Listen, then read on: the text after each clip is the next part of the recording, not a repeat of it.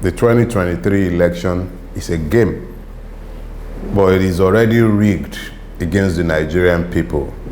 The sole winners, if we play the game as is, would be the Nigerian ruling class. Whether those be in the north, in the northeast, the north-south, the north-central, the southeast, south-south, or the southwest. Wherever Nigerians reside, the sole winners of the 2023 electoral game would be the rulers, or shall I say the ruiners of Nigeria, if we somehow make the error of walking into the game to play it as it is, because the game is rigged. The game is rigged in terms of the fact that personnel changes will not save us. So we can vote PDP or APC, or we might even delude ourselves into voting for one of the newer parties without clarity as to the change we are expecting, that we are persuading ourselves we're voting for. All that would happen is that you have different operators of the slave franchise.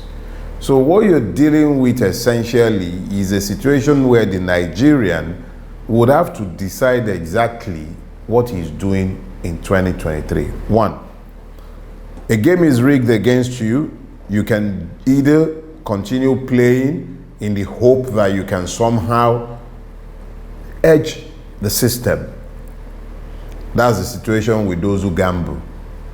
If you play bet, all these bet, that is all over Nigeria. The game of chances. So you're betting. That's one. Second thing is you could jolly well join them since you can't beat them. But I have a third way. And that third way is change the game. So as far as I'm concerned, 2023 election, the only relevance it has to the Nigerian people, I'll still speak to all the protests, which is part of the question you have asked. But it is critical and important that we understand very clearly that personnel change in 2023, even across board, without a clear electoral mandate being delivered to whoever is elected or are elected, will change nothing. Nobody elected on the strength of the 1999 Constitution who had not placed a restructuring agenda complete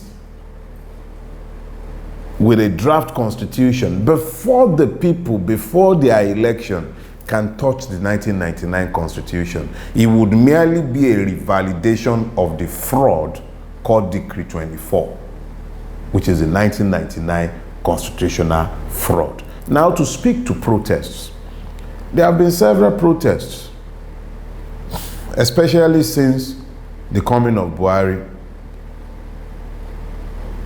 But the state has reacted by far more brutally than at any other time in the history of Nigeria, perhaps only equaled by the brutality of the Abacha regime. The protests are reactions to systemic injustice.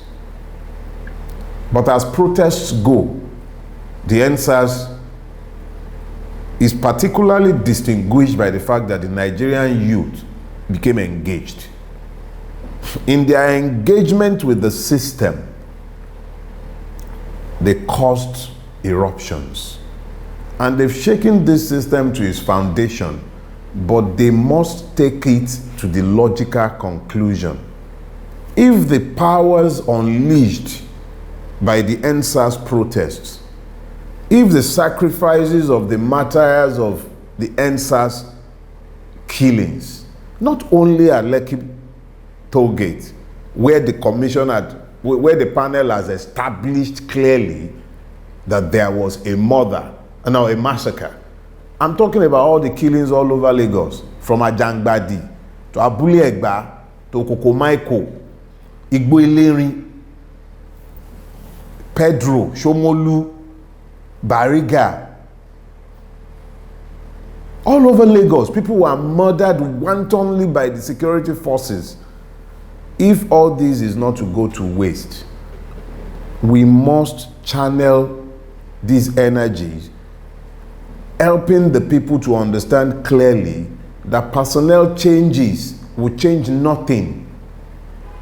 The injustices are structural, they are deep, and Nigeria cannot survive another 8 years of a visionless system that takes away the very foundation of our humanity, cannot even guarantee peace, security, talk less of justice. So 2023, we must engage, but we must engage first by registering to vote, and then understanding that it's not enough to register to vote. Understand that it must be a demand for a change of the governance systems and structures, so that the energies of the Nigerian can be unbundled and our people can truly be free of the fetters of Decree 24. I'm not shy about offering my opinions, but I'm always very reticent about dealing with persons. But it is inescapable that when a man has offered himself for public service, we are left with no choice but to contemplate their persons and necessarily offer value assessments, and in most cases, subjective opinions, because we're dealing with persons. But I would say that instead of focusing on the odiousness of the mass of those who have offered themselves, and they are mostly odious, it's been a gallery of rogues coming out to talk about wanting to be president of Nigeria, from the one who was convicted. Look, it's I recall that a few years ago I did one that if we do nothing about restructuring our governance systems, the one that will come after Buhari will be worse than Buhari. And if you look at the gallery of rogues that have come out, it will be clear to you exactly what to expect. Let me start with the godfather of them all, the Lagos octopus. It wasn't always like this between me and him. He's never seen me before, never, not once. But when he was coming to power for the first time, I took night bus from Abuja to Lagos to come and vote for him. Prince Ademola Adeniji Adele, may God rest his soul, he was running as Sarumi's deputy. I slept in his house because his brother-in-law, my friend, lived in his house, and that was where I stayed whilst I was in the law school. I woke up in his house in the morning to go and vote. He was on his balcony, and he asked me, "Mandi, Odinlo Dibo Fumi Abi?" I said, "Ah, Papa, Emaro, AD all the way." Yeah, AD all the way. That was the mask. I voted him the first time he came around. It's one of the worst errors I ever made in my life, because I helped to birth today's monster. Now, we have 22 years of his hegemony ruling over Lagos State, unchallenged, virtually untouched, unchallenged, supreme in Lagos State. His word is law. He rules the street, even as he rules the chambers, both of justice and of the legislature. What has he battered? He is effectively a dictator. He does as he pleases in Lagos State. There is a 22-year record to look at, and the record and the facts speaks for themselves. Res ipsa loquitur, we say in law. The facts speak for themselves. In the last 15 years, the road in and out of my neighborhood has been a construction site, building nothing but greed. A veritable tool for the pauperization of the people an enrichment of an hegemony. They've killed for that toll gate on his watch, under his imprimatur. Now he wants to be president. When we are done looking at his 22-year record, which will be close to 24-year record by then, we will then look to his health, his mental capacity. 50 million soldiers, they will eat corn, they will eat cassava in the morning, and that's the person who wants to be president after the current disaster? Let's leave that man first. But let's deal with the system that has brought that actually emboldened someone like him. Nigeria would have deserved Bola Ahmed Tinubu if he ever emerges the president of Nigeria. Nigeria would have deserved him. It would have been, a well-deserved marriage. Because all the lies of this country would have come to coalesce together in the person of the president of Nigeria, if the like of him will become the president of Nigeria. I don't believe him a president, or rather a candidate. But because you've asked the question, and he's the elephant in the room, let me leave his person to the side, and then let's deal with Pastor Agborin, Professor Yemi Oshibajo. Brilliant man, intelligent in the extreme. But his record in the last 22 years would suggest that we should not conflate intelligence with wisdom. And perhaps we should stop presuming integrity until it is proven. He found the grace to be Tinubu's Attorney General, designing the architecture of the capture of Lagos State and its privatization, earned the trust of his capo as consigliere, and became, whether they dispute how that came about or not, the route to the vice presidency runs through Bodilon in one form or the other. 8 years it would have been that he would have been vice president of Nigeria, strutting around defending Buhari in the face of the obvious. He has even said clearly that he wants to continue the agenda of his boss. Let's even assume, for argument's sake, that he's saying all those things so that he might not alienate his boss's supporters. Question is this: how does a man who has benefited so immensely from the system gain power and then presume to change the system? How? Let's leave Pastor Agborin for a second.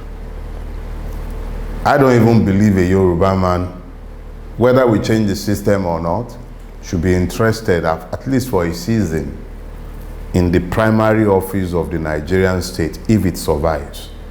Because it will be most unfair and inequitable to look beyond the land of the Igbos for the person that will be the titular head. I'm not looking for another monster in Aso Rock, but whoever is going to be the primary #1 citizen of Nigeria, at least for a season, that person has to be of Igbo extraction. Nobody with half a brain should be talking about it again. Why? Because equity demands it.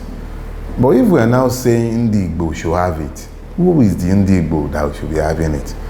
Is it a Rocha as Okorocha, a most odious, vile human being whose only distinguishing feature as a governor was the erection of stupid statues and construction of roads that lasted just one reign?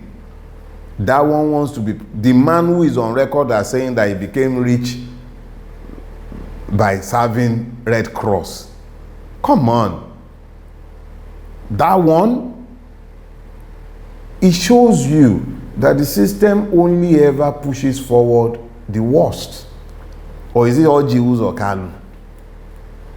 The court effectively the court has effectively said he's a thief. But because of a technicality, they should go and retry him. That technicality will never be available to a poor man or to a member of the lower classes. But it is available to him as a member of the class of those to whom impunity is available. That is the one who wants to be president. It is the worst of Ndigbo that is showing forward. The empire is him. If any one of these persons become president of Nigeria, why would they be interested in restructuring Nigeria to give citizenship to the Nigerian? So you find very quickly that the system is throwing up what we should consider the very worst in replacement of what is already a disaster. Now, even if an angel somehow manages to gain office, let me use one of such angels as an example. Let's look at Kingsley Moghalu. Brilliant man, accomplished. He has spoken extensively to restructuring of Nigeria. But where is his plan? If he gains power, what's he going to do about it? How? If he's gaining power on the strength of the 1999 Constitution, without having mobilized the Nigerian people around the idea of a restructuring that he has placed on paper and galvanized them behind, how is he going to get this den of robbers called the Nigerian Senate or the Congress of baboons called the House of Reps? How is he supposed to be getting any one of those ones to take away the foundation for the food they are eating? They just spend billions to get into office, and you expect them to, or is he going to plan a military coup? The only way anybody can change the system is to engage the electoral process, let the people know and mobilize them behind your plan. But even we who are talking must understand, and this is one of the points I've been laboring to make for a few days, to strengthen the candidates who are not going to come from the established stealing platforms, APC and PDP, to strengthen those ones, we, the average citizens, must take time to register to vote. When we register to vote to the point where their talks become useless, their monies become useless, then candidates coming from parties that are not considered fashionable gain power in the collective will of the people to ask for change. But first thing first, register to vote. Without buying a ticket, you can't win the lottery. And it's the only game in town. We don't have guns. Even the state will be very happy. People who are not carrying guns, who are carrying national flags, singing national anthems, they kill them. How much more? You say you want to look, the Nigerian state is a practitioner in the art of violence. The only level playing ground, we can levelize the playing field only if we massively register to vote, understand why we are doing so, and then demand collectively as a critical mass changes that we desire. Other than that, we're wasting time.